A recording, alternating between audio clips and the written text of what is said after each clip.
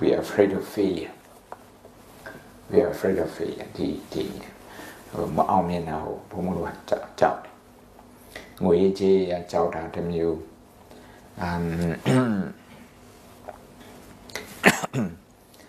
a lot of good load in the go load at the child will let the child will load at cool at the Oma Naran Wim Shipman so. Naran Wim Shipman, Shetan Wim Shipman, Saran Wim Shipman so. Goes on my playground. The child will let the Dida can jump to a little in a stress pin. We are afraid of failure. My own hand below Lomaro. And he said, I'm near him sitting. And I'm sitting at her threat focus around a semi a young, I mean, a semi 9 day Andre, the China man and a Arab, a million twin and Cataro, or Nauka,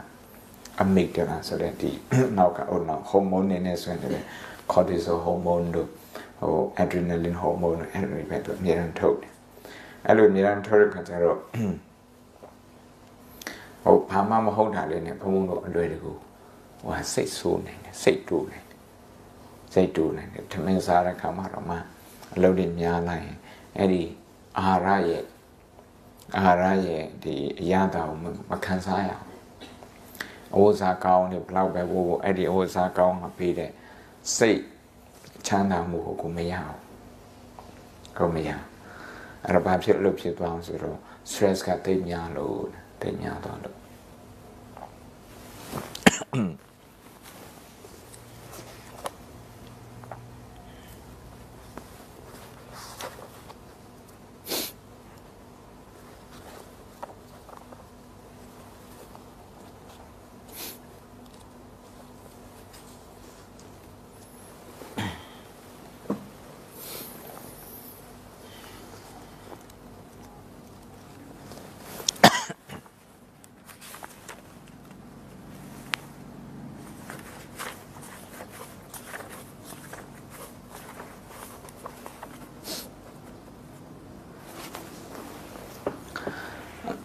The mentioned here stress management go. Stress management, negative emotion management go year and sound here. Kupomo letter machine sound here. Siddhartha's brains and that. James Kingsland ga.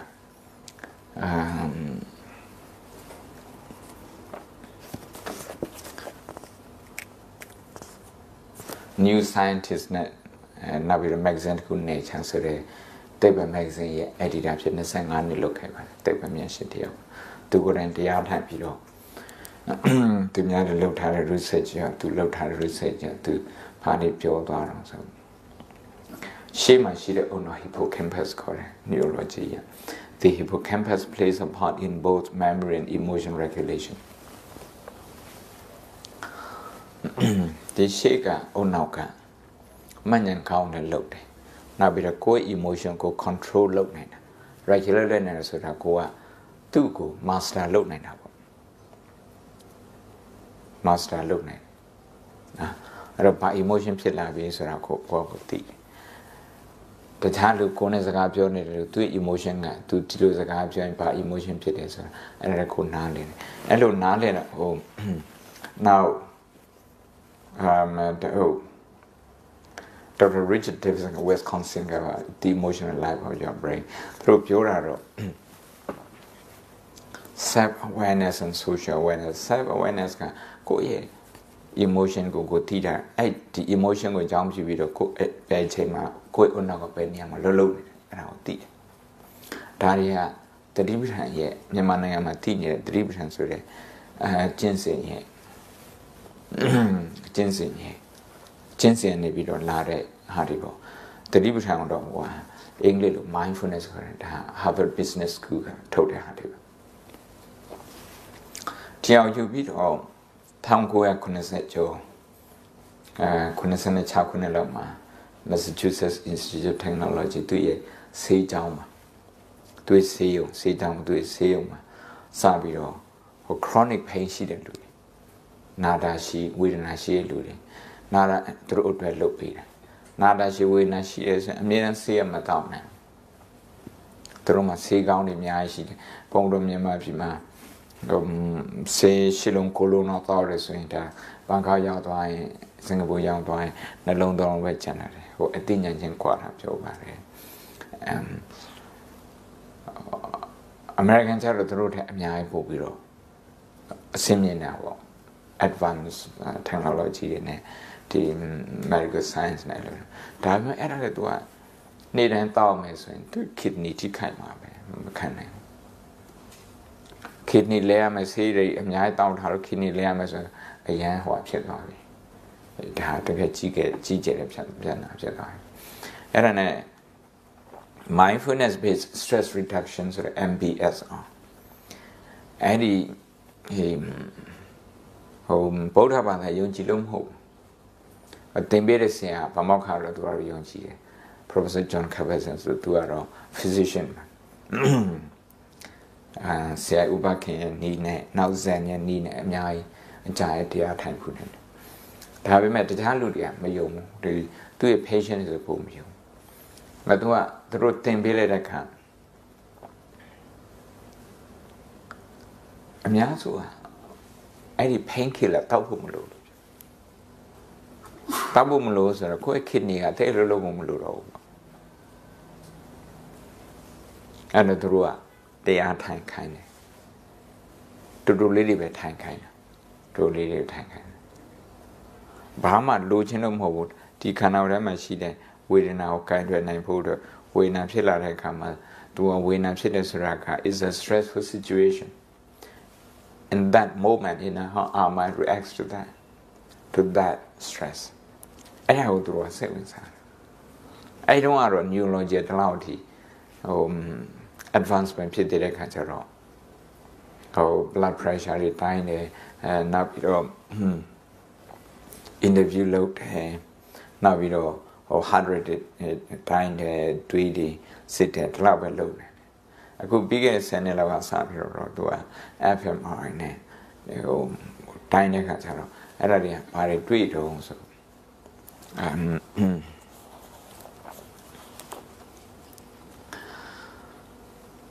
In 2011,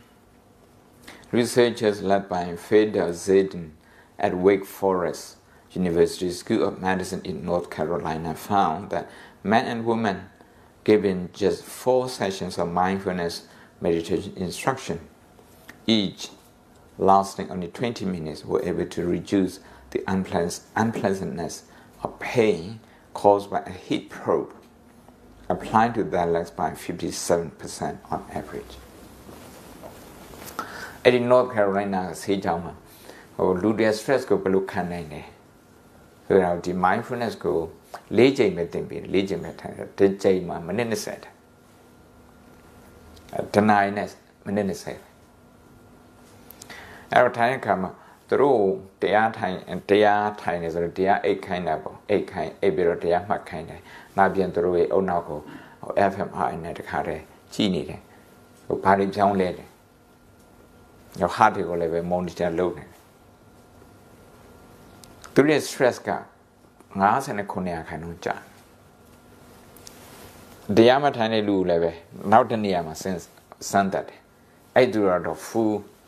reaction ပေးတယ်intensity ကြောင့်ပါကွာတော့ they reported ခဏတော့ကတော့ set ထဲမှာတွေ့တဲ့ data အခုကျတော့အဲ့ဒီတရားထိုင်တဲ့လူတွေကပြောတယ်သူတို့ခံစားတယ် they reported that meditation reduced the intensity of their pain by 40%ဘုံအကုန်လုံးတော့မဖတ်တယ်ဒီအုံနောက်ရဲ့ပုံနေပါတယ်သူတို့လှုပ်ထားတယ်အဲ့တော့ဘုံတို့ကမြန်မာနိုင်ငံမှာတရားထိုင်နေဆိုရင်နိဗ္ဗာန်ရချင်လို့နိဗ္ဗာန်ရောက်ချင်လို့ဆိုနိဗ္ဗာန်ကလူအများစုအတွက်သူ attractive မဖြစ်ဘူးနိဗ္ဗာန်ဘာလို့ရောက်မယ်ဆိုတာလဲဘာကြောင့်ပိုကောင်းလဲဆို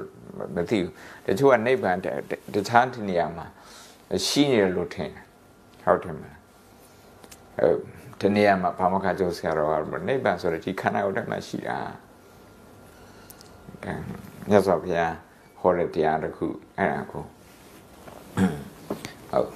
ပြန်ပြီးတော့ simplify လုပ်တာအဲ့တော့ဆိုလိုတာကဒီမှာ stress ဖြစ်စရာတွေပဲဒါပေမဲ့ကိုယ့်ရဲ့စိတ်ထဲမှာ stress မဖြစ်တော့ဘူးဆိုရင်ဒါနိဗ္ဗာန်နဲ့နီးပြီလို့ပြောနိဗ္ဗာန်ဆိုတာက is cessation of negative emotion အဲ့ဒါပဲနိဗ္ဗာန်ဆိုတာဒါမှလူအများဆိုတာနိဗ္ဗာန်ကို somewhere အဲ့လိုထင်တယ်ရောက်ရပါလို့ရောက်ရခါကျတော့ is something you have to reach you have to travel and reach there အဲ့ဒီအမြင်မျိုးရတယ်ပေါ့တချို့ကဟိုကပြားဆရာကွန့်လွန်းတာလည်းပါတယ်နိဗ္ဗာန်ရွှေပြည်မြတ်ကြီးကိုရွှေပြည်ကထည့်လိုက်တယ်ရွှေပြည်ဆိုအဲ့ဒါတော့ metaphor ပေါ့အဲ့လိုဖြစ်တဲ့ခံကြတော့တရားထိုင်နေဆိုတာနိဗ္ဗာန်လိုချင်တဲ့လူတွေလောက်ပဲဟိုထိုင်ရတယ်အဲ့လိုထင်တာပေါ့အမှန်ကတော့သတိပဋ္ဌာန်တုတ်ထဲမှာမြတ်စွာဘုရားဆိုတာကခန္ဓာကိုယ်ပြဿနာရှိတဲ့ပုဂ္ဂိုလ်တွေနောက်စိတ်ပိုင်းဆိုင်ပြဿနာရှိတဲ့ပုဂ္ဂိုလ်တွေငြိမ်းချမ်းတဲ့ပုဂ္ဂိုလ်တွေအဲ့ပုဂ္ဂိုလ်တွေဒါသတိပဋ္ဌာန်အကျိုးခံစားနိုင်ဒုက္ခဒေါမနတနာတာမတေကမာယသူဖန်တီးတယ် in order to reduce the physical and psychological pain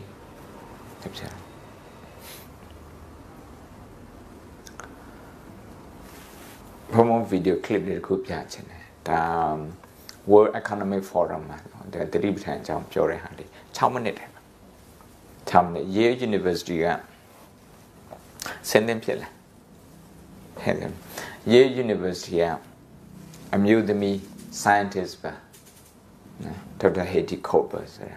သူကနေပြီးတော့သူက scientist လည်းဟုတ်တယ် meditator လည်းဟုတ်တယ်အဲ့ဒါကိုသူရေနာလုပ်ပြီးတော့စီးပွားရေးလုပ်ငန်းရှင်တွေ World Economic Forum ဘယ်သူတွေတက်တယ်ဆိုတော့ဒီကရီတို့မိုင်းတို့ပို့သိတာပေါ့ဟုတ်လုပ်ငန်းရှင်တွေနေတယ်တကယ် top decision makers တွေအစိုးရပိုင်းဆိုင်ရာဆိုရင် policy လုပ်တဲ့လူစီးပွားရေး policy ကိုင်တဲ့ပုဂ္ဂိုလ်ဆိုတော့သူတို့ကတက်တယ်လုပ်ငန်းရှင်တွေနဲ့ဆို multi corporate international corporate တွေတက်တယ်ပညာရှင်တွေဆိုရင်တခါ economist တွေတက်တယ်World the Nobel Prize winner အဲ့တော့အဲ့မှာခေါ်တဲ့ဟာလေးတခု lecture လေးတခုဒါက YouTube ထဲမှာရှိပါတယ် The science behind mindfulness ဆိုပြီးတော့လေ mindfulness as a tool the science behind mindfulness as a tool for happiness mindfulness တတိပဋ္ဌာန်ကတာပျော်ရွှင်ဆိုဘူးအလုပ်လုပ်တဲ့လူကအလုပ်ငန်းခွင်မှာပျော်ရွှင်ဖို့အရေးကြီးတယ်ပျော်ရွှင်ဖို့အရေးကြီးနိဗ္ဗာန်ကိုခဏမေ့ထားလိုက်ဒီမှာပျော်ဖို့လိုအပ်တယ်ပျော်ရဲဆိုတာက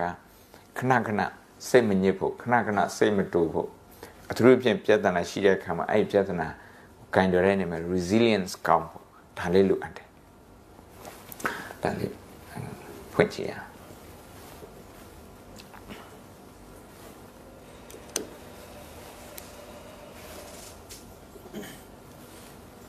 ကိုယ်လိုတိုင်းမဖြစ်တဲ့အချိန်မှာတုံးတဲ့ဟာလေ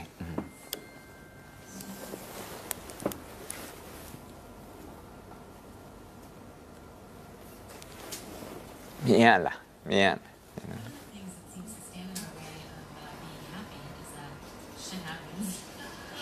This is actually the common denominator for all human experience. The fact is that even if we are the luckiest, most effective people on the planet, life deviates from our plan. And it's just like the Rolling Stones said, you can't always get what you want. And that can be quite stressful.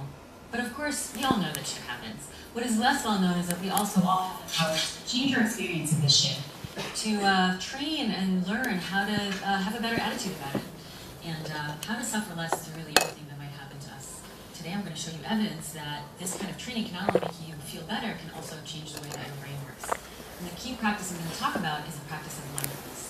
Now, mindfulness is rooted in ancient Buddhist traditions that are aimed at the cessation of suffering. It's actually part of a system of practices that include things like loving kindness, generosity, and compassion, and it's cultivated through the practice of mindfulness meditation. In a secular context, mindfulness has actually been studied for over 30 years, and many scientists, including me, about a two-component process, where the first component is attention that is oriented to this present moment, to whatever is happening to you, so you can engage with your life. The second component is attitude, and it's attitude that's open, it's curious, and it's accepting of this moment exactly as it is. And one classic instruction is to pay attention on purpose and without judgment. Or in the words of the Beatles, you just let it be. Now, why might training like this be useful? Well, one reason is because most of us are incredibly distracted pretty much all the time, and we miss a lot of what's happening to us. One study showed that our minds are actually wandering almost 50% of the time and during every single activity, even during sex. And what's worse is that mind wandering is actually related to being unhappy. And that suggests that being mindful in itself might make you happier. And it leaves you a lot more time and energy to act wisely and make good decisions. That means that being mindful allows you to respond to the world rather than react to it. And how does mindfulness do that? Well, one way it does it is by altering the brain's defaults. That is a default mode network, and you can think of it as our autopilot. It's a network of regions that's more active when our mind is spontaneously wandering and less active when we're focused on a task. And to test whether mindfulness meditation alters these defaults, we recruited experienced mindfulness meditators, not healthy Western adults who just happen to meditate for many years, kind of like me. And we then scanned their brains using fMRI and compared their brain activity to the brain activity of well-matched controls who've never meditated. What we found is that experienced meditators actually report a significant lower amount of mind wandering and less activity and connectivity in their default mode network. Does it mean that you all need to practice many, many years to change your defaults? Apparently not. Much less training already starts changing your defaults. In one study, stressed adults were recruited and randomized into one of two conditions. They either did intensive mindfulness training for 3 days or 3 days of a control training. The results showed that even after 3 days of intensive mindfulness training, there were already some similar changes to the default mode network that were similar to what we saw with the experienced meditators. In addition, those who meditated also showed a reduction in an inflammation marker that is related to disease risk. In comparison, those who did the control training actually showed an increase in this inflammation marker. In addition, the default mode network actually was responsible for some of the reduction in inflammation. This suggests that mindfulness training changes your brain, it changes your emotional experience, and it changes your body in a way that makes you more resilient to stress and disease. And there's even more good news here. You might start noticing some of the benefits of mindfulness meditation as soon as the first time that you try. We tested this in a few recent studies. We recruited individuals who've never meditated, and we randomized them to either meditate for 10 minutes for the first time or do a control activity for 10 minutes. We then tested their performance on a task that required both accuracy and speed. What we found is that those individuals who meditated for the first time, overall, were faster or more accurate than those who didn't meditate. And we also saw changes in brain activity that suggested that their brains are more attuned to the task, allowing them to perform better. What this means is that in the time that it might take you to just briefly check your email, you might try to meditate for 10 minutes, and you might have an improvement in your cognitive performance. So in conclusion, I invite you to ask yourself, do I want to be more focused? Do I want to be more present? Do I want to have more time and energy to act wisely and make good decisions? If you answered yes to any of these questions, you might want to try mindfulness meditation. Now, mindfulness is not for everyone, and it's not a panacea, but we know that it can fundamentally alter your brain's defaults. We know that it can reduce your stress and make you more focused. And importantly, it can allow you to live in this moment, accepting it exactly as it is, maybe even loving it exactly as it is, even if shit happens. Thank you very much.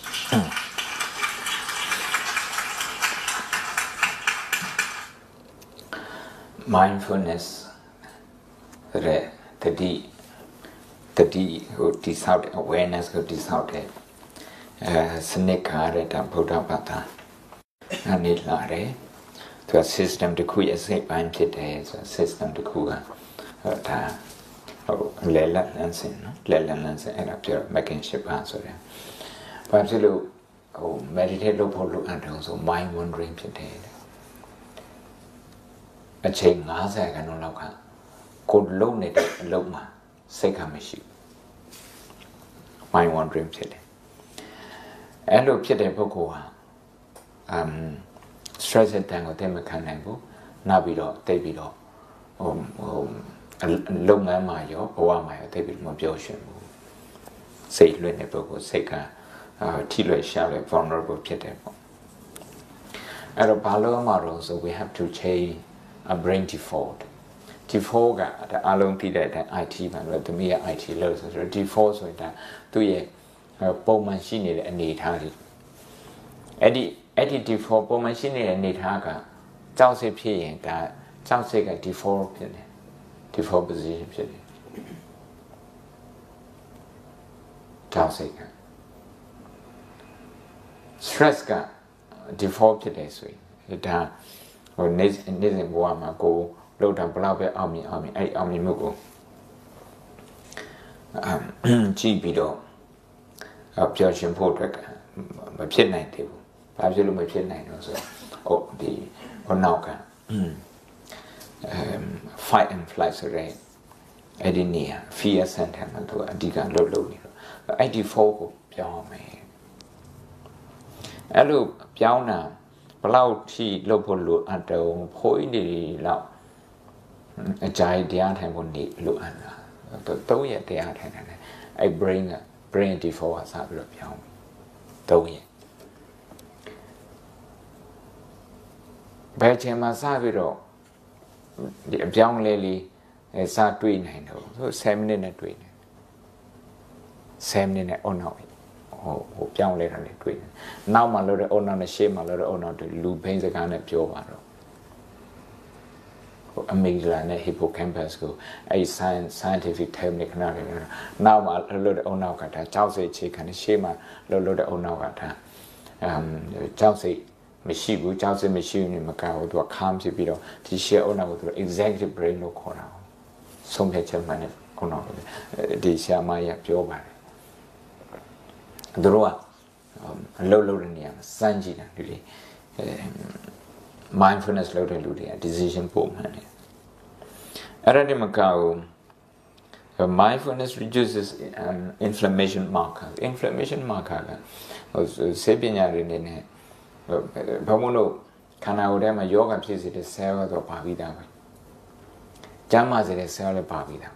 ပဲ cell ကိုကိုယ်ကသွားပြီး exercise လုပ်တော့သွားပြီးတော့အားပေးတော့အထူးဖြင့်ကိုယ့်ရဲ့အတွေးနဲ့ကိုယ့်ရဲ့ lifestyle ကဘယ် cell ကိုသွားပြီးတော့အားပေးတော့တကယ်လို့ inflammation marker ဆိုတာဒါယောဂဖြစ်စေတဲ့ cell အဲ့ cell ကိုကိုယ်ကသွားပြီးတော့အားပေးတယ်ဆိုဥပမာဆိုရင်လည်းစိတ်နဲ့ဒီအဆိုးမြင်နဲ့ဝါဒနဲ့ negative thinking နဲ့အဲ့ဒီအရာတွေနဲ့သွားပြီးတော့အားပေးတယ်ဆိုရင်အဲ့ဒီ inflammation marker ယောဂဖြစ်စေ inflammation marker သူအားကောင်းတာမှာပဲဒါတည်းကိုယ်လက်ထက်မှာရှိတယ်အဲ့လိုမဟုတ်ပဲနဲ့နေရာတိုင်းမှာအကောင်းမြင်ဝါဒရှိအောင်ထားနိုင်မယ်အထူးသဖြင့်ကိုဖြစ်ချင်တဲ့ဟာမဖြစ်ဖြစ်မလာတဲ့အခါမှာဥပမာဘုံကရေနွေးကိုအခုလိုချင်တယ်ဆိုတော့3 မိနစ်လောက်စောင့်တယ်အဲ့3 မိနစ်အတွင်းမှာဖြစ်တဲ့ stress 3 မိနစ်အတွင်းမှာဖြစ်တဲ့ stress အစားတော့ကိုအခုလိုချင်တယ်လက်ထပ်ဦးစင်းနေမိတ်ခဲလို့နောက်တနားချမ်းမှရမယ်ဆိုအဲ့တနားအတွင်းမှာဖြစ်တဲ့ stress အဲ့ stress ကိုဘုံကဘယ်လို handle လုပ်မှာအဲ့ဒီအချိန်အတွင်းမှာ negative အတွေးမဝင်ဘဲနဲ့ positive အတွေးဆက်လက်ပြီးတော့ရှင်းတန်းနေအောင်ကိုဘာလုပ်နိုင်တော့ဘာလုပ်အောင်ဒါလေးကိုပြောတာတကယ်လို့ဘုံက negative အတွေးကိုဟိုပဲအဲ့ဒီတနားအတွင်းမှာစောင်းမရမချင်းအဲ့လိုဖြစ်တယ်ဆိုရင်စောင်းရောက်လာတဲ့ခါကျတော့အဲ့ negative အတွေးချက်ချင်းပြောင်းမသွားဘူးတကြိုးဟာတနေ့ကုန် it lingers on the whole day တနေ့ကုန်အဲ့လိုဖြစ်နေဒါကြောင့် mindfulness လုပ်တဲ့ပုဂ္ဂိုလ်ဟာ3 ခုအရာ3 ခုအတွက်ကောင်းတယ်တစ်ခုကတော့ခန္ဓာကိုကျန်းမာစေတယ်ခန္ဓာကိုကျန်းမာစေတယ်အဲ့ဒီ inflammation marker တွေကိုတိတ်ပြီး active မဖြစ်စေဘူး now စိတ်အနေနဲ့ဆိုရင်လည်းpositive ပို့ပြီးတော့ဖြစ်တယ်ဖြစ်နေတဲ့အခြေအနေဥပမာတဏှာကြမှာရောက်လာမယ်ဆိုရင်ဘုံမအဲ့ရကိုလက်ခံလိုက်ရင်အဲ့ဒီ delay ဖြစ်တဲ့ဟာနဲ့ဆိုတော့ 5 မိနစ်တော့5 မိနစ်ရခါကျတော့အဲ့ဒီနေရာမှာဘုံမရဲ့ energy ကိုမလိုအပ်ဘဲနဲ့သွားပြီးမသုံးတော့မဟုတ်ရင် energy ရန်သုံးဒီအုံနောက်က it has just 2% of our weight body ခန္ဓာကိုယ်လေ့ချင်ရင်နေရာခံလို့မရှိတဲ့ဒီအုံနောက်က energy ကိုတော့25ခန်းလုံးထိသုံးနေဆိုတော့ဒီအုံနောက်ကသွားပြီးတော့တနင်္လာ delay ဖြစ်တဲ့ဟာဒါမှမဟုတ်3မိနစ်ရင်နွေး delay ဖြစ်တဲ့ဟာနဲ့သွားပြီးတော့ဘုံကအကြီးအကျယ်ရန်ဖြစ်နေတယ်ဆိုရင်ရင်နွေးရောက်လာတဲ့အခါမှာကို energy အများကြီးကုန်သွားပြီဒီရင်နွေးကို enjoy လုပ်ဖို့အတွက်ဆိုတာနဲ့ခက်သွားတယ်ကဲဆိုရင်နောက်ပြီးတော့ our brain is more attuned to tasks ဒီ mindfulness လုပ်တဲ့လူတွေကသူတို့အနောက်ကလောက်ရမယ်အလုပ်အတွက်ပို့ပြီးတော့အဆင်သင့်ဖြစ်တယ်ဆိုလိုတာကနောက်ထပ် study တစ်ခုမှာလို့တွေ့တာဒီလိုစိတ်တည်ငြိမ်တဲ့ပုဂ္ဂိုလ်ကစိတ်မတည်ငြိမ်တဲ့ပုဂ္ဂိုလ်ရဲ့ရာခိုင်နှုန်း30ပို့ပြီး performance ကောင်းတယ် efficiency ကောင်းတယ်သူခဏနာမတွေ့ရကိုယ် emotion ကိုကနားမလဲဘူးနောက်ဟိုတစ်ဖက်ကပြော emotion ကိုနားမလဲဘူးဆိုရင်အစည်းအဝေးထဲမှာကိုအမြင်နဲ့မတူတဲ့အတန်တခုကိုကြားရရင်စိတ်က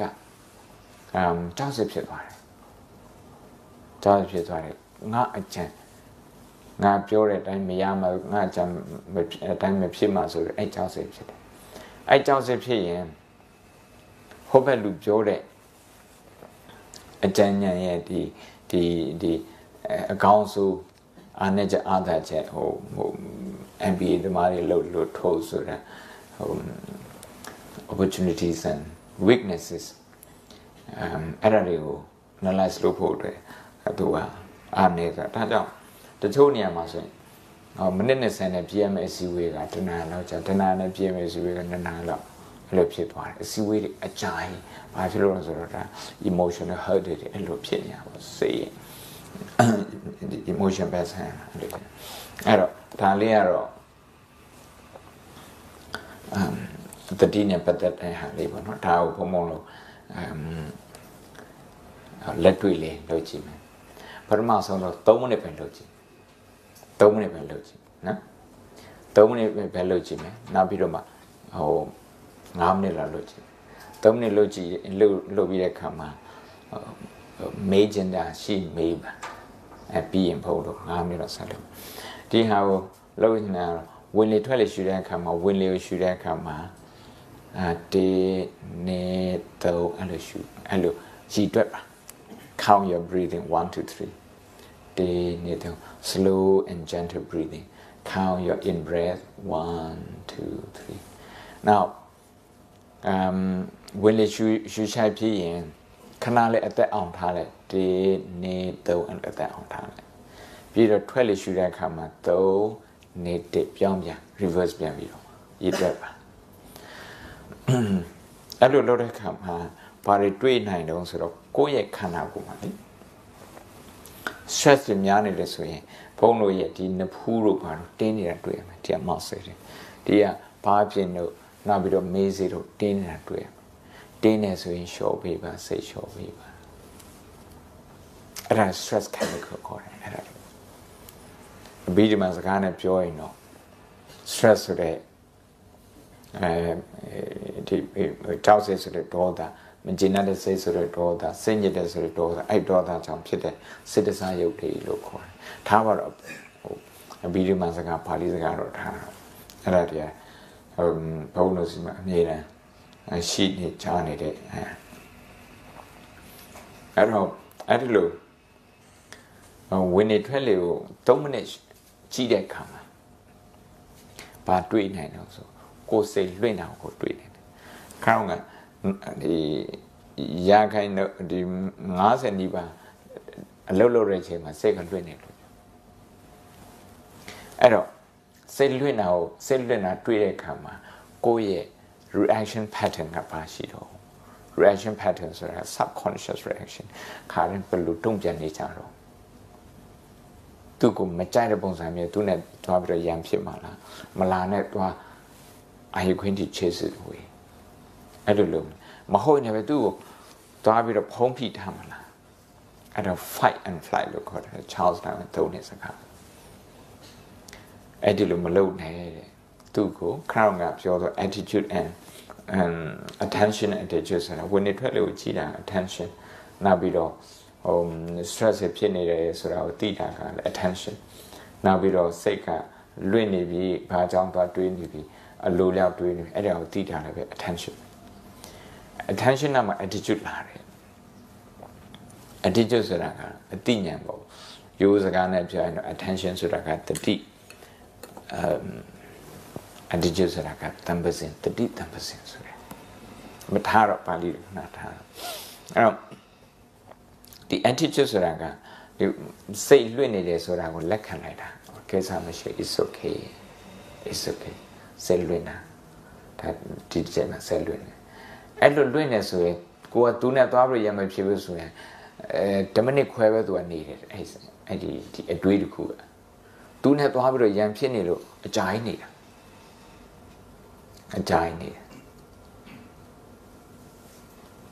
အရှင်စန္ဒတိကစံညွန်ရေးတဲ့ရုပ်ရှင်ကဘာခေါ်တော့မုံပါတော့မုံဆွဲအတွေးတစ်ခုမုံရင်အဲ့အတွေးကခေါင်းထဲမှာဆွဲနေတယ်လူတယောက်ကိုမုံနေအဲ့ဒီလူတယောက်ရဲ့ image အဲ့ဒီလူတယောက်ရဲ့ behavior အဲ့ဒီလူတယောက်အကြောင်းကကိုယ်ဆက်တယ်ဘယ်တော့မှမမေ့နိုင်ဘာလို့တော့မမေ့နိုင်ရင်ကိုယ့်ရဲ့ cortisol hormone ကိုပဲသူ့အတွေးနဲ့ကိုအမြဲတမ်းactive ဖြစ်အောင်လုပ်နေတယ်။ तू ကတော့ဟိုမှာ तू ကနေ तू အိတ်နေ तू ကနေ तू စားနေတောင်းနေကိုကဒီမှာအဲ့လိုဖြစ်နေတာ။အဲ့ဒါလေးလိုအပ်တယ်။လက်ခံပါ။ဟောဒါတင်းနေတယ်။မတင်းနဲ့ဆိုပြီးတော့သွားပြီးတော့မပြောနဲ့။ဒီလိုမဖြစ်တင်မို့ဆိုပြီးတော့အဲ့လိုသွားမပြောနဲ့။ तू နဲ့ရံဖြစ်ရအောင်မယ်။အဲ့တော့ဟောတင်းနေတယ်ဆိုတာလေးကိုလက်ခံနိုင်ပါ။အဲ့တော့ non-judgmental awareness ကိုမဟုတ်ဆရာတော်ဘုရားရတော့အကောင်းဆုံးမွေးဖန်တယ်တတိနဲ့အဲ့လိုပြီးရင်ဝင်နေထွက်လေစီပြန်သွားလေပြန်သွားတရားရောက်လာဟိုဟာ timing လေးလုပ်ပေးပါ mobile နဲ့3 minutes timing လုပ်ပေးပါအပန်းလေးလည်းညာ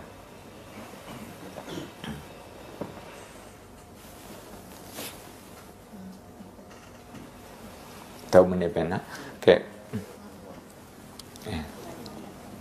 ခက်ခက်ထိုင်ပေါ့မှာညဒီ comfortable ဖြစ်အောင်ထိုင်ပါတဖြစ်အောင်ထိုင်ပါနောက်ချက်ထောက်ကိုဆူထားပေးပါချက်ထောက်ဆူထားပေးပါလက်ကိုလည်းပဲဆူထားပေးပါ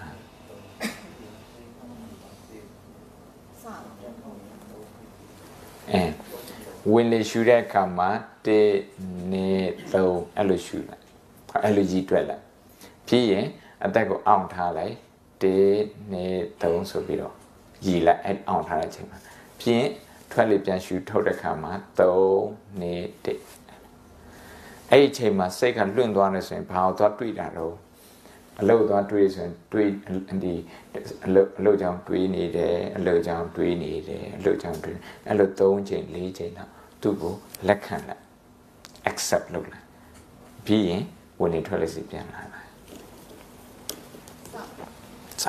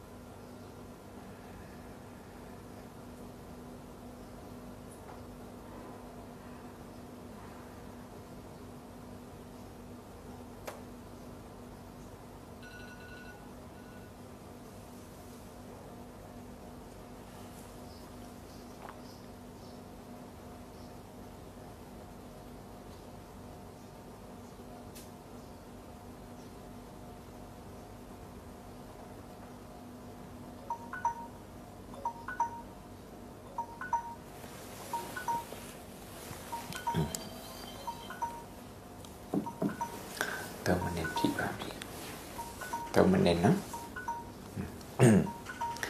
ဒါ3 minutes အတွင်းမှာကိုရလာတဲ့ဒီငြိမ်မှုလေးအချိန်ကြီးများရင်အလုပ်ခွင့်မှာမထိုင်ဖြစ်မှာဆိုလို့မလုပ်ဖြစ်မှာဆိုဒါကနေ့လည်ဆန်းစားပြီးတဲ့အခါ3 minutes လောက်အလုပ်ဝင်တဲ့အချိန်မှာ3 minutes လောက်ညနေအိမ်ပြန်ခန်းလေးမှာ3 minutes လောက်အဲ့လိုလုပ်တဲ့ဆိုရင်အလုပ်မှာကိုရှိတဲ့ stress ကအိမ်တိပါမတော့ဒီကြားထဲမှာလည်းပဲဒီ stress တွေဖြစ်ရင် stress ကိုသိတယ်နောက်တစ်ခုပြောဖို့က stress ဆိုတာ source of stress စိတ်ဖြစ်စီမှုဖြစ်စေတဲ့အကြောင်းတရားတူနဲ့တူမတူတချို့ကအလုပ်သွားခါနေမှာပစ္စည်းတွေပဲညပါထားတယ်ဆိုတာအဲ့ဒီနေရာသူကပစ္စည်းတွေလိုအပ်တဲ့ပစ္စည်းတွေအဲ့ဒီမှာထည့်တာယူတာအဲ့မှာသူက stress ဖြစ်တယ်တချို့ကြတော့ဟိုတဲ့နဲ့အဲ့ဒီနဲ့တွေ့တဲ့ခါမှာ stress ဖြစ်တယ်တချို့ကြတော့အလုပ်အသစ်ရောက်လာတဲ့ခါမှာ stress ဖြစ်တယ်တချို့ကြတော့ကိုစိတ်တိုင်းမကြတာကိုမျောလင့်တဲ့အတိုင်းမဖြစ်တဲ့ဟာ disappointment အဲ့ဒီ disappointment စိတ်ဖြစ်တဲ့ဟာကအဓိက stress တချို့ကြတော့နေမကောင်းတဲ့အခါခန္ဓာကိုယ်နေမကောင်းတဲ့အခါအဲ့ဒါအဓိက stress တချို့ကြတော့တခြားလူတွေကိုဝေဖန်တဲ့အခါအဲ့ဒါအဓိက source of stress ဒီ source of stress ကတရားနဲ့တရားမတူဘူးအဲ့ဒီဟာကိုကြိုတင်ပြီးတော့သိထားရင်ဖုန်းတို့ကိုယ့်ရဲ့ stress ကိုကြိုတင်ပြီးတော့မှန်းထားနိုင်တယ်ကိုကြိုတင်ပြီးတော့မျောလင့်ထားနိုင်ရင်သူ့အတွက်ကိုကြိုတင်ပြီးတော့ပြင်ဆင်ထားနိုင်တယ်အခုအခြေခံလေးဘယ်သူမှမေးချင်တာရှိတယ်ဒီ3 minutes ထိုင်တဲ့ဟာလေးမရှင်းတာရှိတခါရဝမင်းနဲ့မေးချင်တာရှိဒီမှာအေးဟုတ်တယ်3 minutes မပြည့်ဘူးဆိုတော့ဒါကိုထိုင်လို့ကောင်းတဲ့ချိန်မှဖြစ်တယ်စိတ်အရန်ကိုရှုံနေခြင်းဆို3 minutesကအရန်ကြာတယ်ဘုံဘုံတရားတွေခေါ်ရ how long is 5 minutes ဆိုတော့9 minutesကဘယ်လောက်ကြာလဲဆိုတော့တူနဲ့တူမတူစိတ်ထဲမှာခံစားရတယ်မတူစိတ်ညစ်တဲ့လူကအဲ့9 minutesကအရန်ကြာတယ်စိတ်တည်ငြိမ်တဲ့ပုဂ္ဂိုလ်အဲ့9 minutes သူကမိနစ်တိုင်းကို enjoy ဖြစ်တဲ့ခါကျတော့သူ့အနေနဲ့မကြောက်အဲ့လိုဖြစ်တယ်ဘာတွေမေးချင်တယ်ဟိုမှာကလေးဘာမေးချင်လောက်လို့ရလားနောက်ကဒီဘက်က那如果高中的完全对面都留下来的对面都，你讲了，但是我哎这边都看到他，我们都在学。အသက်ရှူမဝဘူးဆိုရင်အဲ့ဒီအောင်းတဲ့ဟာလေးကိုတူအောင်လုပ်လိုက်အခုကအသက်ရှူမဝဘူးဆိုတာလေဟို practice မရသေးတာပေါ့ဒီနီးနဲ့ရှူတဲ့ဟာကဘုံဘယ်ကနေယူလာဆို breath work ဆိုတဲ့ဟို scientist တွေအသက်ရှူတဲ့ရှူနေအာနာပါနာကိုယူပြီးတော့လုပ်တာ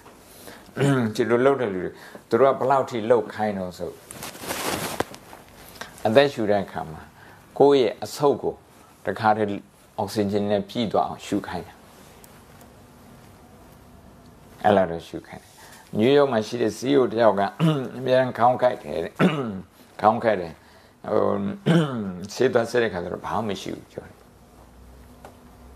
အဲ့ဒါနဲ့ဒီ relaxation လုပ်တာပေါ့ဒါ relaxation လုပ်တဲ့ခါကျတော့ခေါင်းကိုက်ပြောက်ခေါင်းကိုက်ပြောက် breath work ဆိုတဲ့သူရဲ့ website လေးဒီတန်းရှိပါတယ်ဒါကျမ်းမာရေးအတွက်အသက်ရှူတယ်ဟုတ်တယ်တကယ်လို့အဲ့လိုဖြစ်တယ်ဆိုရင်အသက်ရှူတယ်မဝဘူးဆိုရင်အသက်အောင့်တဲ့ဟာလေးကိုခဏလေးထားလိုက်အသက်အောင့်တဲ့ဟာလေး အဲ့လောက်ဒီတင်းတဲ့သုံးဒီမကြီးပဲနဲ့ပေါ့ခဏနည်းနည်းလေးပဲအသက်ကိုအောင်ထားအသက်ကိုအောင်ထားခြင်းအဖြစ်ဘုန်းတို့အသက်ရှူတဲ့အခါမှာ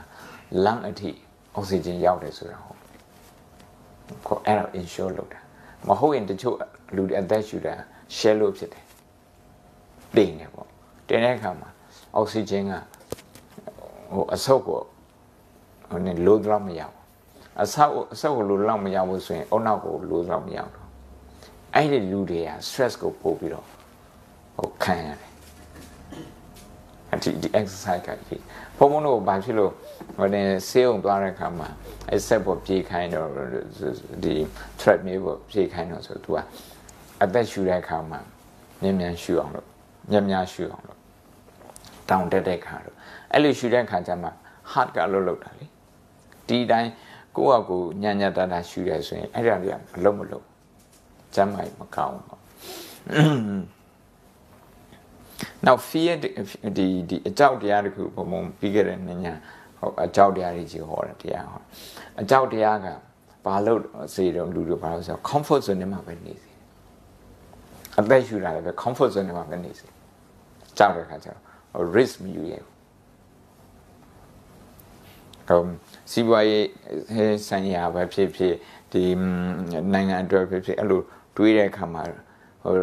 risk ပဲပို့ပြီးတော့တွေးပြီးတော့ဒီမစွန့်စားရဘူး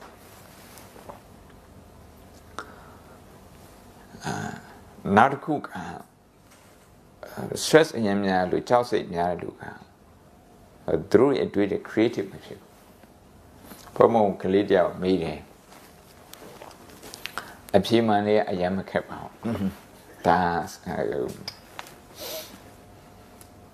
ပညာတတ်သူတစ်ခုဒီဟာသင်ပေးနေတယ်ရှင်မြတ်တကယ်လို့ဒီပြီးတော့က demands နှစ်ခုပြိုင်လာတယ်ဆိုရင်လောရမယ့်အလုပ်တစ်ခုပြိုင်လာဆိုပြီးတော့လုပ်ပါတစ်ခုကတော့သူကတီလာဆောင်ခြင်းတယ်ဒရိတ်ဆန်ကိုမတတ်ချင်နောက်တစ်ခုကတော့သူကကျောင်းထဲမှာရှိတဲ့သစ်ပင်တွေကိုရေလောင်းဖို့အတွက်တာဝန်ရှိတယ်အဲ့ဒါသူတာဝန်အဲ့တောင်ကိုလောင်းတဲ့နေရာမှာ तू ကသွားလောင်းမယ်ဆိုရင်အဲ့ဒီထိုင်မှာ BSA ရှိနေတော့ BSA တည်သွားမှာဘယ်တခုယူရမှာမေးတဲ့မေးခွန်းကိုက तू ကတခြား option မရှိဘူးဆိုပြီးတော့မေးတဲ့မေးခွန်း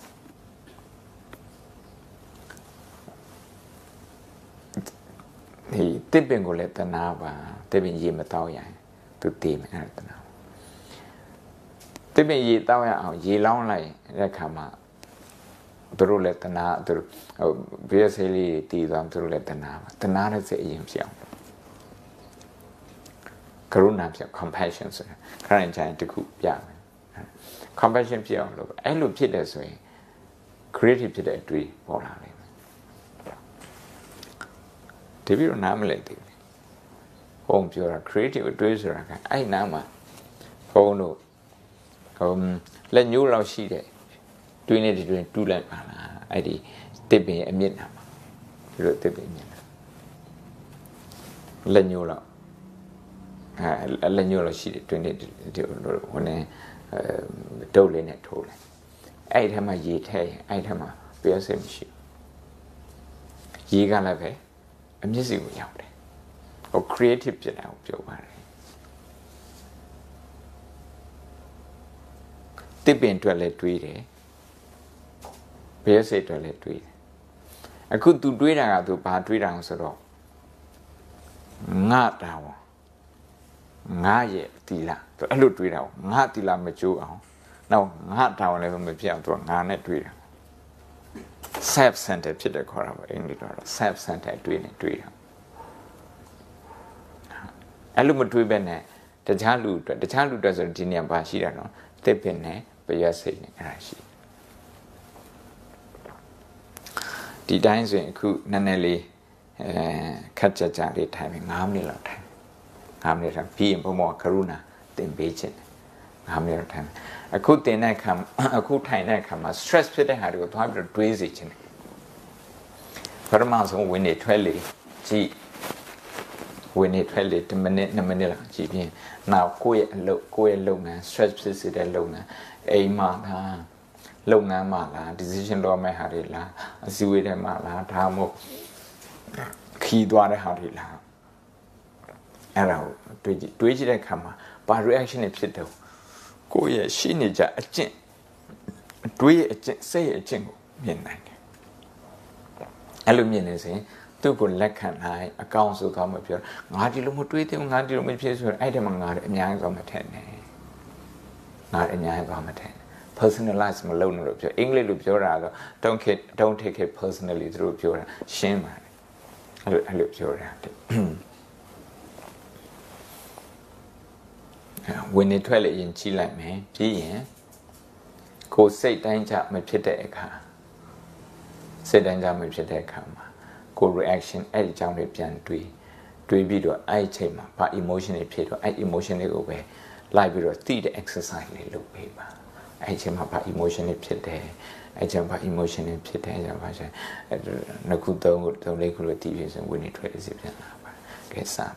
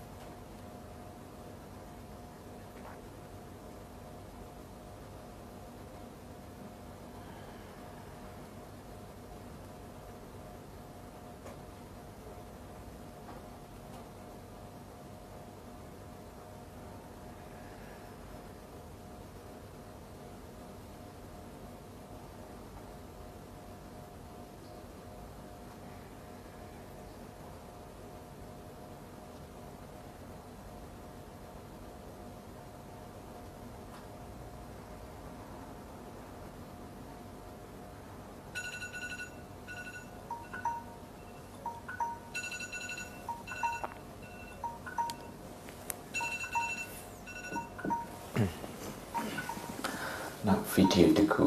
ကြည့်မယ်နော်အခုနောက်ထပ်ကြည့်မယ့်ဗီဒီယိုတစ်ခုကဘာလဲပြောပါလဲcompassion ရည်ကြည်ပုံကြောင့် compassion ဆိုတာကပြဿနာကိုစိတ်ဝင်စားတယ်ပြဿနာစိတ်ဝင်စားပြီးတော့တနာတဲ့စိတ်နဲ့ပြဿနာကိုဖြေရှင်းပေးခြင်းတယ်ဥပမာတကယ်လို့မိုင်းတို့ဒီမော်တော်အလုပ်လုပ်တယ်ဆိုရင်ဟောပြဿနာကိုဦးတည်ပြီးတော့တွေးရဥပမာမြန်မာနိုင်ငံရဲ့စီးပွားရေးကမကောင်းဘူးစီးပွားရေးမကောင်းတဲ့ခါကျတော့ဆေးရုံတွေအစင်းနဲ့မမီဘူးဆေးတွေပြည်စုံမရှိဘူးဆရာဝန်တွေလုံလောက်တဲ့ training တွေမရဘူးအဲ့ဒီဟာကိုတွေးပြီးတော့လုပ်ငန်းရှင်တွေများမှလုပ်ငန်းရှင်တွေအားလုံးလည်းပဲအောင်မြင်မှဒီကအခွန်နဲ့အစိုးရကဒီဆေးရုံတွေလုပ်နိုင်မှာစိတ်ကိုအဲ့ဒီတွေးထားရင်ဒါလောကထစရိယခေါ်တယ်ဗုဒ္ဓရဲ့ဒီနေ့မှာအများတွေတွေးလောက်တာတော့ကိုလုပ်ငန်းကိုလုပ်နေတာလောတာကိုလုပ်ငန်းလုပ်နေတာဒါပေမဲ့ကိုဒီရွေချက်ကအဲ့ဒီတဲ့အများအကြီးထားဖို့အတွက်ဟောအခွင့်အလမ်းရှိတဲ့အခါကျအဲ့လိုအဲ့ထက်ပို့ပြီးတော့အကြီးထားလိုက်တယ်အတန်းကြောင်းတွေဆိုရင်လည်းပဲတို့အတန်းကြောင်းတွေဟောဖြစ်နေလို့ resources တွေနည်းနေလို့အဲကြောင့်ဆရာမတွေလည်း training ကောင်းမလုပ်နိုင်ဘူးလိုအပ်တဲ့ teaching material တွေလည်းကောင်းမပြည့်စုံဘူးနောက်ဆရာမအရေးအတွက်လည်းပဲလုံလောက်တော့မဖြစ်စီပေးနိုင်ဘူးဒါကြောင့်မလို့ဘုန်းတို့တရားကလေးတွေနိုင်ကြကြောင်းသွားတရားဓာတ်တွေနောက်ပြီးတော့လူနာတွေနိုင်ကြမှာသွားပြီးတော့ဆေးရုံနော်သွားပြရတယ်အဲ့ဒါတွေကနိုင်ငံရဲ့ resources ကို training ဖြစ်စေတယ် training ဖြစ်စေအဲ့လိုတွေးပြီးတော့နောက်တစ်ချိန်ကျရင်အဲ့ဒီအဖြစ်တွေရုံနေတော့တို့နိုင်ငံမှာအစားစားရဆင့်မိအောင်ဘာလို့တော့ဆိုတော့လုပ်ငန်းရှင်တွေများလို့တယ်အဲ့လုပ်ငန်းရှင်တွေလည်းပဲအောင်မြင်ဖို့လိုအပ်တယ်အဲ့လိုတွေးပြီးတော့ကိုယ်လည်းအဲ့တိုင်းတွေးတယ်ဆိုရင်ကိုယ်ရဲ့ motivation ကအများရဲ့ပြဿနာအများရဲ့ဒုက္ခဝိုင်းဝန်းဖြေရှင်းပေးတဲ့ပြဿနာဖြစ်တယ်အများတော့မဖတ်တော့ compassion focus therapy ဆိုတာကရုဏာအခြေခံတဲ့ therapy မျိုး Oxford ကထုတ်တဲ့ handbook တခု compassion science ဆိုတာသူတို့လေးလာဒါမျိုးဒီလိုဖြစ်ရင်ဒီလို compare ဒီလိုစိတ်ထားနိုင်တယ်လို့ဒီလိုဒီနေ့ကို2မိနစ်3မိနစ်အဲ့လိုချိန်ပေးပြီးတော့တွေးတဲ့ပုဂ္ဂိုလ်ကိုယ့်ရဲ့လုပ်ငန်းကိုအများရဲ့ကောင်းကျိုးနဲ့ဆက်ပြီးတော့တွေးတဲ့ပုဂ္ဂိုလ်အဲ့ပုဂ္ဂိုလ်တွေကသူတို့အနောက်က hippocampus ကအလိုလိုတခါကြတော့ stress ဖြစ်တဲ့နေရာနဲ့ခြားထဲမှာ buffer zone တွေတခုရှိတယ်ဒါတော့ FMRI နဲ့သူတို့အလောက်ထိပြောနေတယ်သူတို့ပြောတာဘုံဘုံနဲ့သူတို့ပြောတာကိုယူပြီးတော့ပြောတာပါဗုဒ္ဓမြတ်စွာဘုရားပြောတာတော့ဆိုရင်လည်းစိတ်တောကဒေါသထဲမှာပါတယ်အဲ့အုပ်စုထဲမှာပါအဲ့အုပ်စုဖြစ်နေတဲ့အချိန်မှာကရုဏာမဖြစ်နိုင်ဘူးမေတ္တာလည်းမလို့ကိုယ့်ကိုမေတ္တာမထားနိုင်တခြားလူတွေမေတ္တာမထားနိုင်ဘာလို့ stress ကို manage မလုပ်နိုင်ကရုဏာဖြစ်တဲ့အချိန်ကျတော့ကရုဏာကကုသိုလ်စိတ်ဆိုတော့အဲ့ဒီတောကဆိုတဲ့အကုသိုလ်ကအဲ့ချိန်မှမဖြစ်ဘူးဒါတော့နှစ်ပေါင်း2600ရှိတယ်ဟာဒါတော့နည်းနည်းပဲရှိတယ်ဒီစာအုပ်က2017ကမှထုတ်ထားတယ်သူ research တွေလုပ်နေတော့တော့ compassion ကကိုကြမ်းမရတဲ့ကောင်းတယ်တခြားလူတွေကောင်းတယ်အခုကြည့်မှဟာလို့ဆရာဝန်ကြီးပါ ICU ထဲမှာနှစ်ပေါင်း20ဆေးကုတာတဲ့ဘာမောက်ခိုင်တရားပါသူများတို့ဆေးကုရင်းနဲ့သူ့မှာ burn out ဖြစ်တယ်ခြေကုန်လက်ပန်းကြတာပေါ့ Pemandwe. Canal Pemandwe, say Pemandwe. Be say to it. Say to Rakama, do not allow the Lude Network. Take me such. Throw lebe. Throw ye the change at the program, through Gauna had the contribution in Timino. So me what I win now. That is stress, so Judy. Say count she did the loud say count she did the loud Josa Ludia. Did a pianist or Banny Laro. My casa Jata Milan sorry. To stress the Lego. Ignore Lily shoot her. A stress kind of any number take a cook, Joe, time to live and chicken. My friend, a Kujaro. Compassion. To sub to pure Siawani Korea, I just not do it. American Nanga Kabahi resources a yen and a sanga can know what don't you? Lu Uye Tandonia Janet Louis Conatown at Tamon Conatown at the Yaga Janet Conasanga can know to allow Tonarama Bachelor. A low the working population in Nasaya Kainonga, antidepressant, Sidaja, yoga, calculate, and the Kuda say down here. Say down in Macau, that you are seen without Benet, Sidaja, long unquima, senior Sidaja, yet out the Hana, but 1020 to one house to pure me. And I will take it with Didia. Do the not her compassion but abstract the town to pet Sada Nea pet Papima. Does compassion matter? Karuna Lualula, Yeji Luna, a making to me. Now so much to Jampipa. But do that count of two long in a sway no. Luna the count, Siawan the count, now below. Good that is it or the count. Say good American and I call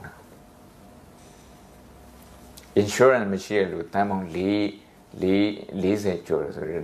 Obama and Trump home Ninko ne Yard put him up Obama health care. I done Lisa Joe insurance she look bears ne Arrow Trump Macau so we have said at Adiga or ideology Masaka. Arrow. A conja let me out the pecker. Say one day stress me out with a lunario Namele Matibu, lunario, sit and come, lunarium now let me chew, Kumiram of a cheetah mias. I luna pure, I sound pure and luna thing luch. Now we do. Karuna Michelle Luna Diago Kudaraniama, meticulous Mepsibu. Amari looked at it, magical error report me. I did not touch you. Sweet Macata Diana to Sagrab Shore.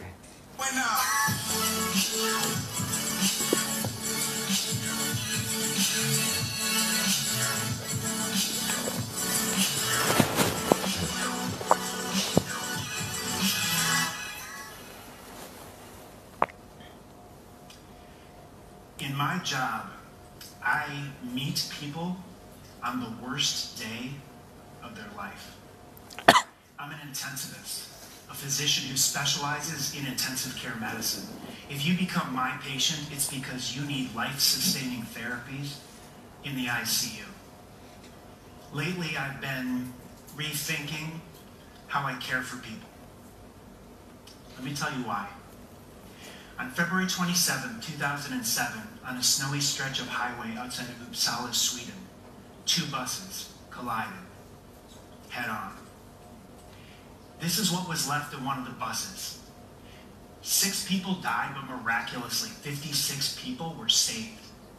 5 years later, researchers asked the question, what do survivors remember? They interviewed every survivor, and using a rigorous qualitative research methodology, they found two common themes in the data. The first was expected, the physical pain that they felt at the moment of impact. But the other theme, a lack of compassion from the caregivers and all the hospitals. That's what they remembered 5 years later. These data have begun to open my eyes to a stark reality. In healthcare, we are in the midst of a compassion crisis. Scientists define compassion as an emotional response to another's pain or suffering involving an authentic desire to help. It's different from sympathy or empathy, which are the feeling and understanding components, in that compassion also involves taking action. So here are the data. Research from Harvard University found that nearly 50% of Americans believe that our healthcare system and our providers are not compassionate. 2/3 of patients have had a meaningful healthcare experience with a lack of compassion. Rigorous research show that 70% of opportunities for compassion are missed by physicians, and compassion comprises less than 1% of all communications by physicians to patients. These data are compounded by an epidemic of burnout in healthcare providers. Burnout is characterized by depersonalization, which is an inability to make a personal connection. And in the era of electronic medical records, rigorous research shows that healthcare providers spend more time looking into computer screens than looking patients in the eyes. Based on all of these data, I conclude we have a compassion crisis indeed. But here's the big question. Does it matter? Does compassion really matter? Now you may say, of course compassion matters. We have a moral imperative. It's part of the art of medicine. And of course I agree. But is compassion just in the art of medicine? Or are there also evidence-based effects belonging in the science of medicine? And what is the evidence? In addition to being an intensivist, I'm also a physician scientist. In other words, I'm a research nerd. I like data, and my hypothesis was that compassion matters for patients, for patient care, and for those who care for patients. So I went to the biomedical literature, and I used a methodology called systematic review. So over 2 years through the National Library of Medicine, I reviewed more than 1,000 scientific abstracts, more than 200 research studies in total. And today I share with you what I found. The effects of compassion on patients, on patient care, and specifically the cost of care, and on those who care for patients, our healthcare providers. There are more than 20 distinct mechanisms of action by which compassion can have beneficial effects on patients. Let's go to the data. Let's start with the practical. If you have compassion for patients, you may be more likely to be meticulous about their care, or have higher quality standards, and lower likelihood of making a major medical error. But there are also physiological effects. Compassion can buffer stress-mediated disease. Compassion can also modulate a patient's experience of pain. There are neuroendocrine effects. So in patients with diabetes, research shows that high physician compassion is associated with an 80% higher odds of optimal blood sugar control and 40% lower odds of acute metabolic complications. There are also immune system effects. So in a University of Wisconsin study in patients with a common cold, high physician compassion, as rated by patients, was associated with enhanced immune response, shorter duration of symptoms, and lower severity of symptoms. And importantly, compassion can impact patient self-care. If you care deeply about patients, and they know that, they may be more likely to take their medicine. In a Johns Hopkins study of 1,700 patients with HIV, researchers asked patients, does your physician know you as a person? Knowing the patient as a person was associated with 33% higher odds of adherence to therapy and 20% higher odds of having no detectable virus in the blood. Compassion has also been associated with lower healthcare costs, which are a major factor in the health of our economy. In primary care, for example, research from the University of Rochester and UC Davis have shown that compassionate, patient-centered care is associated with lower discretionary resource utilization. So fewer diagnostic tests, fewer referrals to specialists, fewer unnecessary hospitalizations, and lower total healthcare charges. So here's the bottom line. If healthcare providers actually spend more time talking to patients, maybe we don't need so many tests and referrals. But what about time? We've all heard the expression, time is money, but time is also a vital factor in the efficiency and the economics of healthcare. So here's a staggering number, 56. Research from Harvard University shows that 56% of physicians believe they do not have time for compassion. This is in the context of a classic study from Princeton University on helping behaviors, which found that it wasn't the intrinsic belief of the importance of helping by the potential helper, it was whether or not the potential helper believed they had enough time to help. So how long does it actually take for a meaningful expression of compassion? To address this, researchers from Johns Hopkins University did a randomized controlled trial in patients with cancer who were having a consultation with the oncologist. And in this randomized trial, the primary outcome measure was anxiety. And if you have cancer, it's a pretty important outcome measure. So they found that patients randomized to a compassion intervention from the oncologist had less anxiety than usual care. So what was the compassion intervention? I could describe it for you, but instead I'm just going to read it to you. From the oncologist at the beginning of the consultation. I know this is a tough experience to go through, and I want you to know that I am here with you. Some of the things that I say to you today may be difficult to understand, so I want you to feel comfortable in stopping me. If something I say is confusing or doesn't make sense, we are here together, and we will go through this together. And at the end of the consultation, the oncologist said, I know this is a tough time for you, and I want to emphasize again that we are in this together. I will be with you each step along the way. So how long did that take? They timed it, 40 seconds. So this randomized trial shows that all you need is 40 seconds of compassion to make a meaningful difference. Importantly, 40 seconds of compassion can be a powerful therapy for the giver too. And this is important because these data are not just applicable to healthcare workers, but to everyone here today. Science shows that compassion for others can have a direct, positive effect on your own well-being. Neuroscience studies show that compassion for others can trigger reward pathways in the brain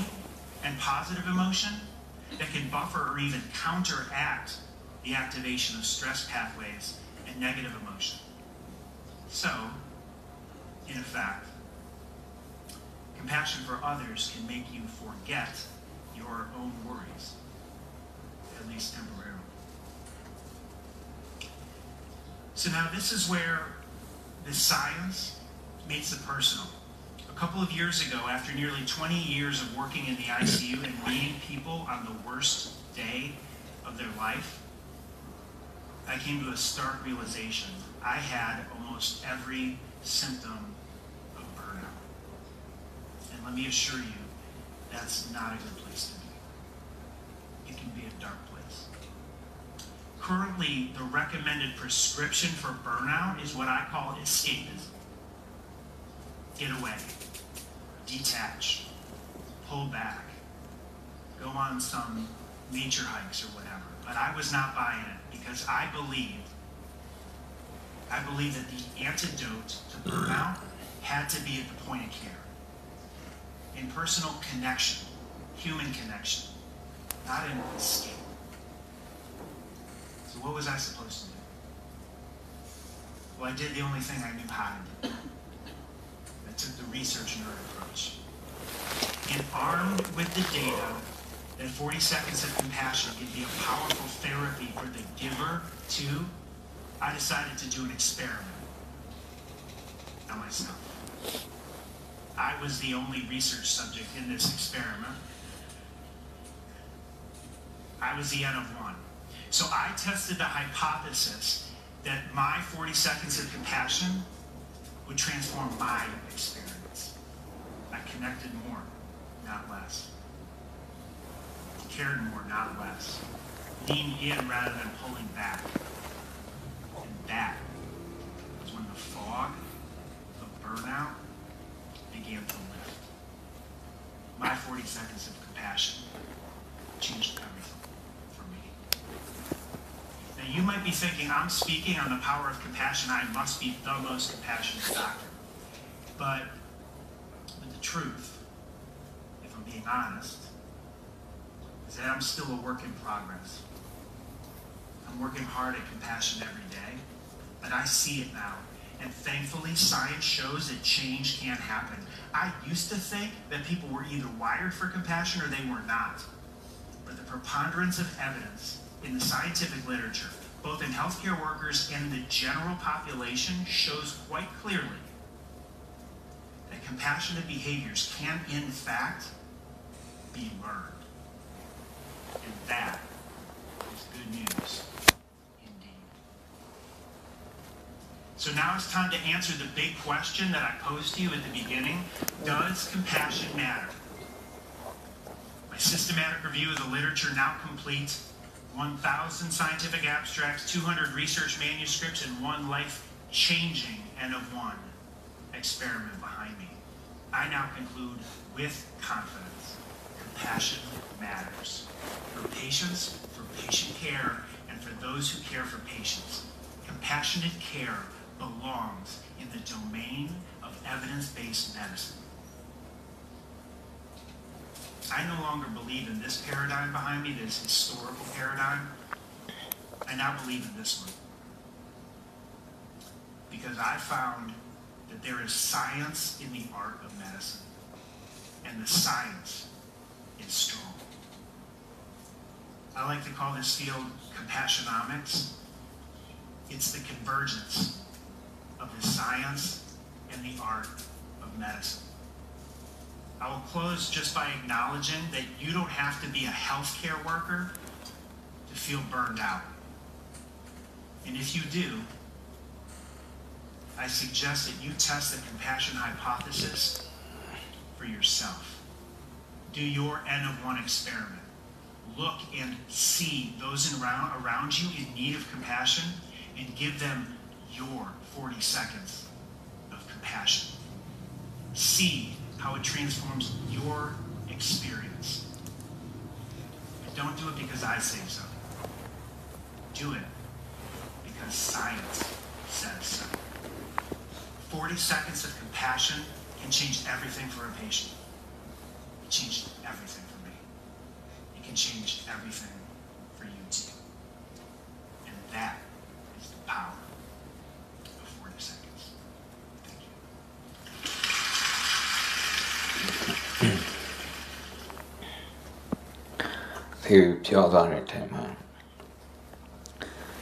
Compassion ဖြစ်တဲ့ပုဂ္ဂိုလ်က immunity ကိုကောင်းတယ် medical science ကရှုထောင့်နဲ့ပြောတယ် now blood pressure လည်းပဲဟို control လုပ်နိုင်တယ်နောက်တစ်ခုက compassion ရှိတဲ့ပုဂ္ဂိုလ် compassion ဖြစ်တဲ့ပုဂ္ဂိုလ်ကတော့ stress မဖြစ်ဘူး အလုပ်ကိုရှော့ဖို့လည်းမလိုအလုပ်ကိုရှော့ဖို့လည်းမလိုသူက with compassion he is more connected he cares more တချို့ဆရာဝန်တွေပြောတာတော့ဟို stress ဖြစ်တယ်ဆိုရင်stress ဖြစ်တယ်ဆိုရင်အလုပ်နာပါအလုပ်နဲ့disconnect လုပ်ပါအလုပ်ကိုဖြတ်ထားပါလို့ပြောတယ် အဲ့တော့သူကလက်မခံအလောက်ထဲမှာပဲအဖြစ်ရှိရမယ်ဗုဒ္ဓနဲ့ပါတူတော့ဆိုတော့ပြဿနာရှိတဲ့နေရာမှာအဖြစ်ရှိတယ်ပြဿနာကိုဒုက္ခသစ္စာခေါ်တယ်အဖြစ်ကိုမဂ္ဂသစ္စာခေါ်တယ်ပြဿနာပြေလည်သွားတော့နိရောဓသစ္စာခေါ်တယ်အကုန်လုံးကဒီခန္ဓာထဲမှာမရှိဘူးတလန်လောက်ရှိတဲ့ဒီခန္ဓာထဲမှာအကုန်ရှိနောက်ပြီးတော့ဒီကရုဏာဆိုတာဒါမွေးလာကြတဲ့ပါလာတဲ့ခါလို့သူအရင်တော့ထင်ခဲ့တာလေရှိတယ်လို့ရှိတယ်မရှိလို့ကြတော့မရှိဘူးသူအဲ့လိုထင်တာမဟုတ်ဘူး it can be learned training လုပ်လို့ရတယ်ဒါမကင်ရှိပါဟိုပြောတာမကင်ရှိပါကိုမြတ်စွာဘုရားအသုံးပြုတဲ့ term တကူကတိတ်ခါမြန်မာလိုနားလေတာတော့ dignity လို့ဘာလို့နားလေတယ်အမှန်တိတ်ခါဆိုတဲ့စကားလုံး training လို့ပြောတာပညာတိတ်ခါဆို training of wisdom တမာရီတိတ်ခါဆို training of concentration သီလတိတ်ခါဆို training of ethical conduct ကလုံး training လုပ်လို့ရတယ်အခု neuroscience ကလည်းပဲအရင်တော့honor တစ်ခုတန်ရသွားပြီဆိုရင်ခုလို့မရတော့လို့ထင်တယ်အခုကျတော့ positive thinking ရှိတယ်ဆိုတော့ honor သူ့အတူပြန်လို့ say good the brain that heal itself အဲ့ဒါပဲအဲ့ဒီ theory ကို neuroplasticity ဆိုပြီးတော့ခေါ်တယ်အခုကရုဏာတရားထိုင်နေတာလေးသိပေးမယ်ကရုဏာတရားထိုင်တဲ့ပြဿနာကိုတွေးပြီးတော့ကိုယ့်ရဲ့စိတ်ထဲမှာတဏှာရဲ့စိတ်လေးမွေးပေးပါတဏှာရဲ့စိတ်လေးမွေးပေး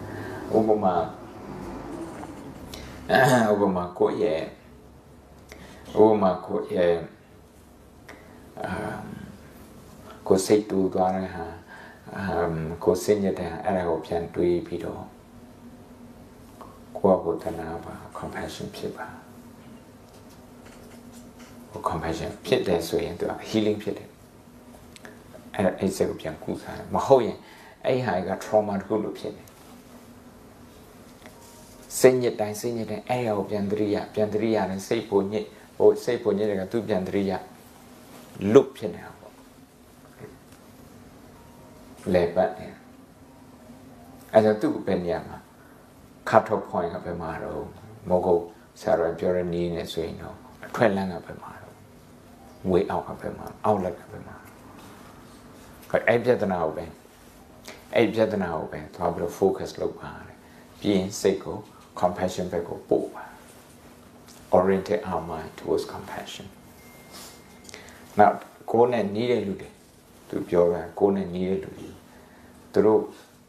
compassion ဖြစ်စေသူတို့ပြဿနာကိုတွေးပြီးတော့သူတို့တဏှာနဲ့စိတ်လေးတွေပွားပေးပါခရောင်းကပြောသလိုတိုင်းပြည်အကြောင်းနဲ့စဉ်းစားမှတိုင်းပြည်မှာဘာတွေလိုအပ်နေတော့တိုင်းပြည်ပြဿနာအဲ့လိုမဟုတ်ဘူးဆိုရင်ကိုတိုင်းပြည်ရဲ့အားနည်းချက်ကိုတွေးပြီးတော့ဟို gossip ပဲပြောနေတခါကိုတိုင်းပြည်ရဲ့ပြဿနာပြောတော့ကိုရီအောင်ကြီးလိုက်တယ်ဥပမာတရားဆေးရုံနဲ့စင်ကာပူဆေးရုံအကြောင်းနှိုင်းရှင်တဲ့အခါမှာတရားဆေးရုံချင်းတွေရီးတယ်ဆိုတော့ရီးတာဒါပြဿနာဖြေရှင်းဖို့မှာမဟုတ်ဘူးပြဿနာဖြေရှင်းခြင်းနဲ့စိတ်ဟိုဟာတိုက်တာလေဟာအဲ့လိုဖြစ်တယ်ဆိုရင် we become part of the problem ပြဿနာစိတ်ပိုင်းကိုပါပါတယ်အဲ့တော့ပြဿနာစိတ်ပိုင်းနဲ့ကိုမပါဘဲနဲ့အဖြေရဲ့စိတ်ပိုင်းနဲ့ဝင်သွား so that we become part of the solution ဆိုပါလို့ဒီ attitude ထားကရုဏာဆို attitude ထားနေရာထဲမှာရှိတဲ့ပြဿနာတွေအဲ့ပြဿနာတွေကိုမြင်ရင်ကရုဏာများဖြစ်တဲ့ပုဂ္ဂိုလ်သူစိတ်ကြံ့ခိုင်တာသူ့မှာ motivation ကရုဏာ motivation နေတယ်ထားပြီးတော့လုပ်တယ်အဲ့လိုလုပ်တယ်ဆိုရင်ဒီလိုငါတို့မှလို့လုပ်တဲ့အလုပ်မျိုးထပ်ပြီးတော့ချက်ဖို့ပဲရှိတယ်ထပ်ပြီးတော့ချက်ခြင်းစိတ်ပဲရှိတယ် stress ကိုလည်းကိုကိုင်းတွယ်နေတယ် motivation လည်းပို့ပြီးတော့ကြီးလာတယ်ဒီနိုင်ကြနေပဲတွင်းတဲ့ကားဆိုတော့ဖုံးမလို့ရဲ့မွေးမှာက ရှိတယ်မလောက်ကိုတရားနေပြီးတော့ထောက်ရတယ်ဆိုရင်ငွေမှာကိုစီလာအဲ့ဒီဟာလောက်တာဘလောက်ကောင်းတော့အဲ့တော့အဲ့လိုလှုပ်ချင်တဲ့စိတ်ဖြစ်အောင်အဲ့ဒီဒဏ်တွေ stress ဒဏ်တွေခံအောင်ဆိုရင်ပြဿနာကြောင့်မြန်တွေးရတယ်တေရတာမင်းသားကအိမ်ရှိမင်းသားပါယူမင်းသားမဟုတ်ဒုတိယအာဏာရှိဆုံးမင်းသားအကုန်လုံးသူ့ကိုလုပ်ပြီးနန်းတော်ထဲမှာဘာမှလူတွေသိမရှိဘာဖြစ်လို့အဲ့ဒါတွေကိုပြစ်ထားပြီးတော့လူသားတွေအလုံးအတွက်ဆိုပြီးတော့တရားသွားရှာတော့သူ့ motivation ကပါ motivation ကတော့လူတိုင်းကိုကြည့်တဲ့နေရာမှာတနာစရာလို့မြင်လိုက်တယ် compassion ဖြစ်တယ်အဲ့ compassion ကသူ့ဘဝအရန်ပြောင်းလဲသွားတယ်အခုအရင်တော့ဆိုလက်ဆေးပြီးတော့စားရမယ်အခုကျတော့တအိမ်ပြီးတအိမ်သူအိမ်ကြီးရှေ့မှာသွားရပြီးတော့သူများသူဟိုလောင်းနေဆုံးစားရတယ်ဆိုတော့ဒါမသေးချာမေးရတဲ့အလုပ်ကိုသွားပြီးတော့လုပ်တာလူများတော့မလုပ်နိုင်တဲ့ဟာသူကဘာဖြစ်လို့လုပ်နိုင်နောက်ပြီးတော့ disappointment တွေသူကတစ်ခုပြီးတစ်ခုရတယ်စိတ်ပြတ်တာတွေမအောင်မြင်တာတစ်ခုပြီးတစ်ခုအာလကာရမစီရောက်သွားတယ်ကြိုးစားတယ်သူလူချင်းတဲ့ဟာမဟုတ်ဥဒကရမဗုဒ္ဓစီရောက်သွားတယ်ကြိုးစားမရောက်ဟို asceticism ဆိုတာကဒုက္ခရစီကအဲ့ဒါလည်းသူရောက်သွားတယ်အဲ့ဒါလည်းပဲလူချင်းတဲ့ဟာမဟုတ်9 နှစ်ကျော်လောက်ခဲ့ရတာကတော့တစ်ခုပြီးတစ်ခုမဟုတ်ပဲဖြစ်တယ်စိတ်တက်မကြပဲနဲ့နောက်မဆုတ်တာဘာကြောင့်တော့ what kept him going compassion ကရုဏာဆိုတဲ့နေရာဒါကြောင့်စိတ်တက်မကြအောင်ပြဿနာနဲ့တွေ့တဲ့အခါစိတ်တက်မကြဘယ်လိုလုပ်မှာဆိုဒါလေးလုပ်တယ်ကဲဘုံတို့9မိနစ်လောက်ကရုဏာလုပ်မယ်နော်9မိနစ်ကရုဏာလုပ်မယ်အဲ့ဒါတော့ကိုယ်ဒီတိုင်းပြည်ရဲ့ပြဿနာကိုတွေးပြီးတော့အဲ့တိုင်းပြည်ပြဿနာကဘယ်သူ့ကိုသွားပြီးတော့ဟောဖြစ်နေတယ်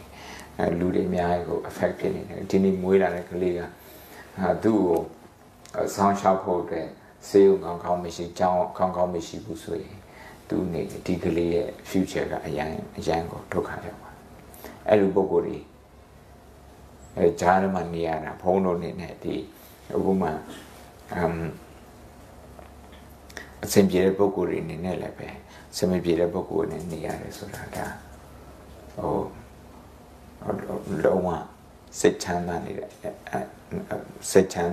တ်မချမ်းသာနိုင်ဘူးပေါ့နော်ဒါကြောင့်မလို့ကိုယ့်ရဲ့အောင်မြင်မှုကတခြားလူတွေအောင်မြင်မှုနဲ့ဆက်ဆက်နေတယ်သူတို့ရဲ့အစင်မပြေမှုကလည်းကိုယ်အစင်မပြေမှုနဲ့ဆက်ဆက်နေတယ်အဲ့လိုတွေးပြီးတော့ကရုဏာလေးထားဖို့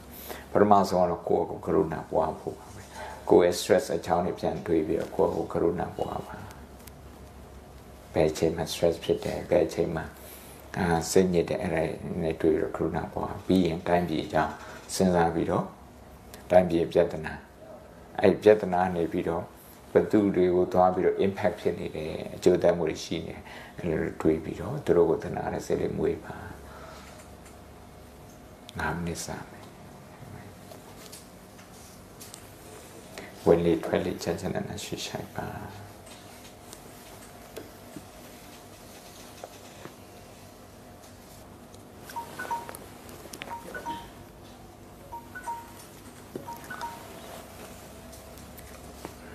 3-4 မိနစ်လောက်ဝါလေးရှိတယ်အချိန်လေးရှိတယ်မိခုမေးခင်မေးလို့ရ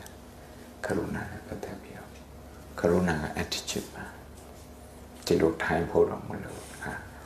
အလုပ်ဝင်တဲ့အခါမှာဒါဟိုပြဿနာကြောင့်တွေ့အဲ့ပြဿနာဝိုင်းဖြေရှင်းပေးခြင်းတဲ့အနေနဲ့ကိုယ့်လိုကိုကြိုးစားလုပ်တာ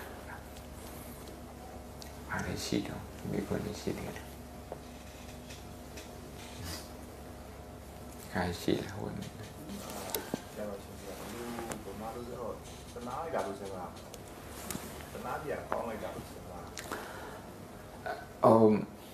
တနာစရာကောင်းတဲ့အဲ့ဒီလိုစဉ်းစားရတယ်ရတယ်ဟိုကတနာတယ်ဆိုတဲ့စကားလုံးကမြန်မာလိုနည်းနည်းလေးပြဿနာရှိတာသူက status နဲ့တွားပြီးတော့နိုင်ရှင်းတာအဲ့နေရာမှာပြဿနာရှိနောက်ပြီးတော့တနာတယ်လို့ ဆိုတဲ့စကားသုံးရင်ကိုယ်ကိုမတနာချင်ဘူးလို့လေအဲ့ဒါအရန်ကြီးပြဿနာများတယ်ဟိုကနေကြတယ်ထင်တာဟိုဒါကြောင့်သူအ big subject ဖြစ်လို့ self compassion အရေးကြီးပေါ့ဒါဗုဒ္ဓတရားတော်နဲ့ clinical psychology ဝိုင်းပြီးတော့သူတွေနားလောက်ထားတယ်အဲ့တော့စေးချောင်းရဲ့ motto ကိုဘုံဘုံပြောပြမြန်မာနိုင်ငံစေးချောင်းတရားအနုကမ္ပဥပဋ္ဌာကပါဠိလိုသုံးလို့တရားဆိုတာကတဏှာအနုကမ္ပကတဏှာနဲ့မကောကိုယ့်ရဲ့နှလုံးသားကတုံလှုပ်သွားတယ်သူတို့ရဲ့ပြဿနာကိုကြည့်ပြီးဥပဋ္ဌာကဆိုတာ action အဲ့ဒီတော့အဲ့သုံးခုစလုံးပေါင်းမှဖြစ်တယ်ကရုဏာဖြစ်တယ်အဲ့တော့အခုဟိုတွေးခိုင်းတယ်ဥမာဆေးစမပြေလို့ဘုံဘုံဒီနေ့ဟို cancer ward မှာဒီနေ့အလူလောက်ပါတယ်မနေ့ရက်ဒီနေ့ဒီနေ့ကဒီပြီးခဲ့တဲ့လ18ရက်သူတို့စီလိုက်ပါတယ်အဲ့ဒါနဲ့နေ့လည်စာ booking လုပ်တာဒီမနေ့ရက်ဒီနေ့နော်မျက်စိထဲမှာပါမြင်တော့ဆိုဟို cancer လူနာတွေဆေးလူတဲ့လူတွေရှိတယ်အဲသူတို့ကမတတ်နိုင်လို့အစိုးရလည်းမတတ်နိုင်လို့အဲ့မှာတစ်ချိန်မှာဆေးလူတဲ့လူကလည်းမလူနိုင်အဲ့ဒါအဲ့ဒါကိုကြည့်ပြီးတော့တို့ဆေးရုံတွေ system အရအောင်သူကပြည့်စုံဖြစ်အောင်အဲ့ဒါကိုသူတို့ဒုက္ခကိုတနာပြီးတော့စီးပွားရေးများများကောင်းအောင်ကိုယ်လည်းစီးပွားရေးကောင်းတခြားလူတွေစီးပွားရေးကောင်းအောင်ကောင်းမှဖြစ်မယ်အဲ့လိုဖြစ်တယ်ဆိုရင်ဒီကရဲ့စိတ်ထဲမှာပြန်ဘက်တွေကိုမကြောက်တော့ပြန်ဘက်တွေကိုကြည့်ပြီးတော့ stress ဖြစ်တဲ့အဲ့ဒါမရှိတော့နံပါတ်1ဘာဖြစ်လို့ဆိုတော့တိုင်းပြည်ရဲ့ပြဿနာကြီးကိုဒါကိုယ့်ရဲ့ပြဿနာလို့ကိုယ်ယူဆတာအလှလုတ်တာပြောတော့မဟုတ်အလှလုတ်တဲ့ဟာက system ကိုပြောင်းလဲစေ system wise တွေးတဲ့ system ရတွေးတယ်ဆိုတာကလူတိုင်းကလုပ်ငန်းတွေကောင်းတယ်ဒါကလည်းလုပ်ငန်းတွေချဲ့ပြီးတော့အလုပ်တွေအများကြီးပေးနေတာမိသားစုအများကြီးကို system ရဆောင်ရှောက်တယ်ဒီတရားနေပြီးတော့ပေးတဲ့ခွန်တွေဒီ company လောက်အားနဲ့ပေးတဲ့ခွန်တွေအစိုးရအဲ့ဒါနဲ့ time view manage လုပ်တာပဲ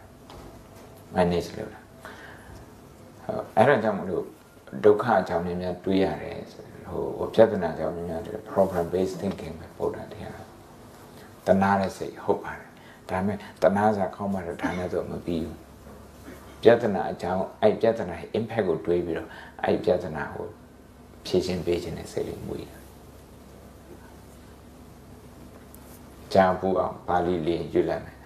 ဒုက္ခပါနေယနာကာရဗုဒ္ဓလက္ခဏာကရုဏာဆိုတာပြဿနာကိုဖယ်ရှားပေးခြင်းနဲ့ဟို activity ကိုပြောတာ behavior ကိုပြောတာ